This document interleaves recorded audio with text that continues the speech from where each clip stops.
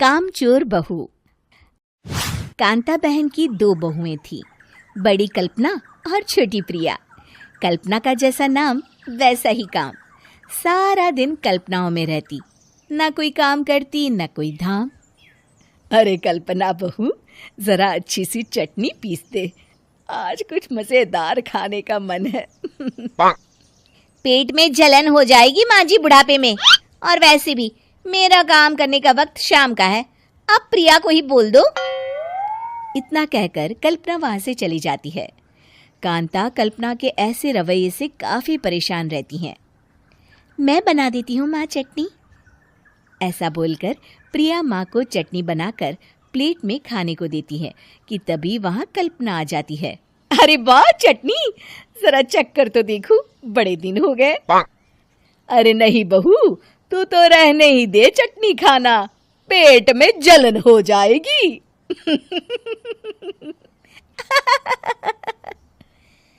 इतना कहकर कांता और प्रिया दोनों हंसने लगते हैं। कल्पना सारा दिन या तो मोबाइल में यूट्यूब देखती या फिर सोती रहती। उसका कमरा भी बिखरा और गंदा रहता।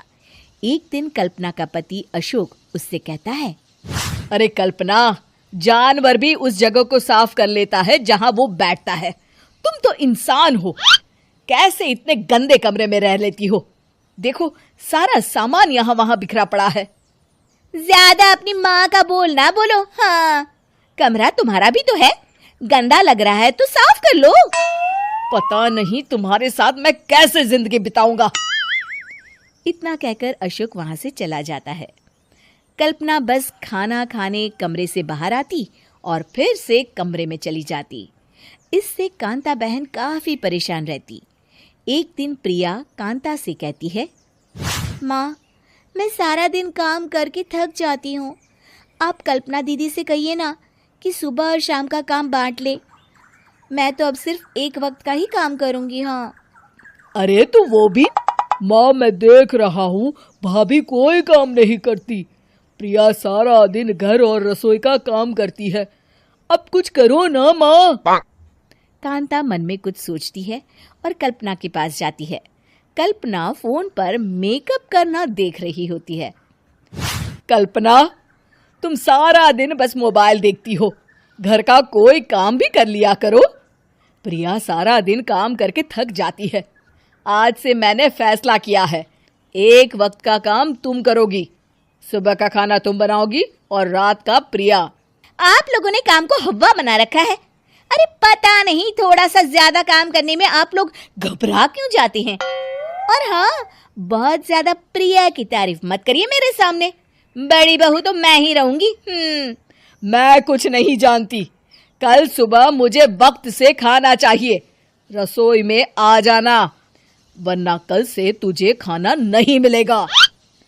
अगली सुबह कल्पना रसोई में नहीं आती है। वो देर से सोकर उठती है और बाहर आकर कहती है, अरे भूख लगी है, आज खाने में क्या है? इतनी देर हो गई, आज किसी ने मुझे उठाया भी नहीं, पता नहीं कहाँ है सब। कल्पना को घर में कोई नहीं दिखता। वो रसोई की तरफ जाती है जहां बड़ा सा ताला लगा होता है। अरे रसोई में ताला? ओ, मैं तो भूल ही गई थी। माँ ने आज से सुबह का खाना मुझे बनाने को कहा था। हे भगवान, इतने लोगों का खाना बनाना क्या आसान है? तभी घर के सारे सदस्य बाहर से वापस आते हैं। वाह माँ जी, मजा आ गया छोले भटूरे खाकर। मेरे मुंह में तो अभी भी स्वाद आ रहा है।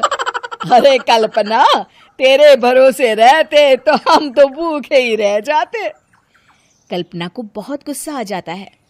अब बहुत हो गया, आज से मैं अपनी रसोई अलग कर रही हूँ, मैं अपना खाना खुद बना लिया करूंगी।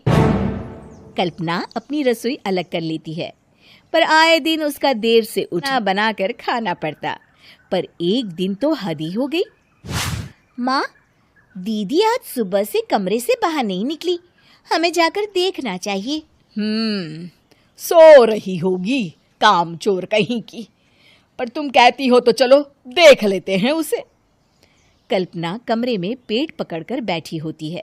हाय मेरा दर्द, पेट दर्द के मारे मर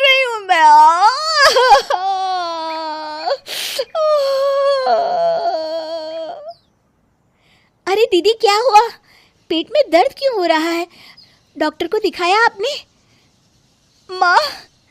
कल्पना खड़ी होती है और माँ जी के पास आती है। मुझे माफ कर दीजिए, अब से मैं सारे काम में मदद करूंगी, कभी आलस और काम चोरी नहीं करूंगी। हाँ हाँ, वो तो ठीक है, लेकिन अचानक क्या हो गया जो तू काम करने को तैयार हो गई? कामचोर कल्पना। माँ, लगातार बासी और उल्टा पुल्टा खाना खाने के कारण मेरे पेट में इन्फेक्शन हो गया है। काम न करना पड़े इसलिए मैं 2 दिन का खाना एक दिन ही बना लेती थी। बासी और खराब खाना खाने के कारण लेने के देने पड़ गए। पेट में दर्द हो रहा है। चलो अच्छा हुआ, देर आए दुरुस्त आए।